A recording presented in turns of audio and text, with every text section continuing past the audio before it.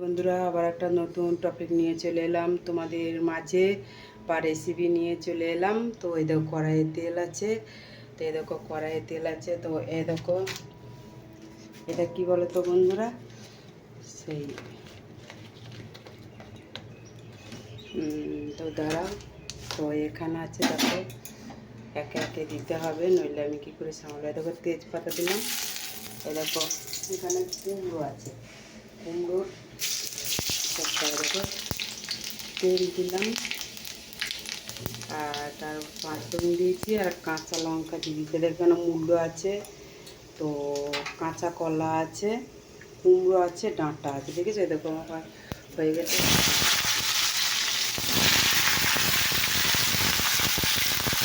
তো এটা হয়ে গেলে তো চলো এখানে আছে তোমাদের দেখাই চলো।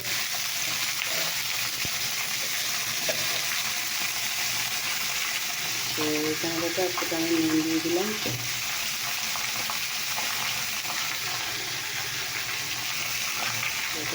আমি এখানে ঝুড়িতে মাখিয়ে নিই, বুঝতে পেরেছো?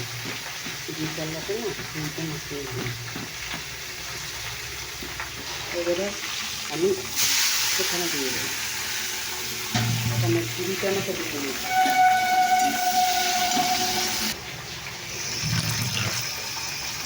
তো দেখো আমি ঝুড়িটা এখন দিচ্ছি, তো দিতে দেখো এখানে কী দেবো, নুনটা আগে দিচ্ছি কেন বলো তো বন্ধুরা, নুনটা দিলে একটু নুন দিলাম পরিমাণ মতো, আর হলুদ দিলাম। কেন নুনটা দিলাম বলো তো বন্ধুরা, এটা বুঝে যাবে বলে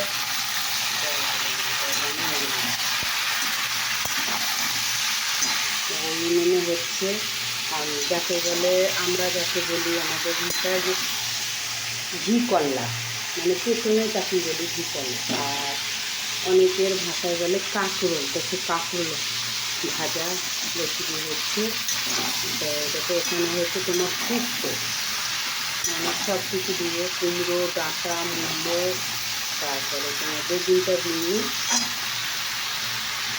তো দেখো দেখতে থাকো। তো দেখো বন্ধুরা, দেখো জিরে গুঁড়ো দিয়ে দিলাম, এবার একটু লঙ্কা দিয়ে দিলাম, ব্যাস। তো দেখো বন্ধুরা, ঘি কলা দেখো দেখতে পাচ্ছে।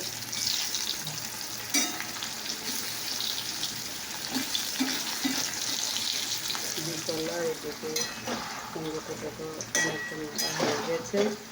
তো এখানে এবারে জল দিয়ে দিলাম,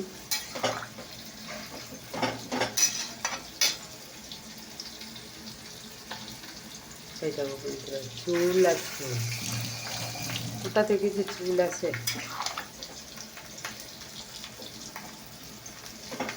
তো এর উপর একটু মিষ্টি দিয়ে দেবো, একটু সেদ্ধ হলেই নামিয়ে দেবো। তো কেমন লাগলো ভিডিওটা অবশ্যই কমেন্ট করে দেবো।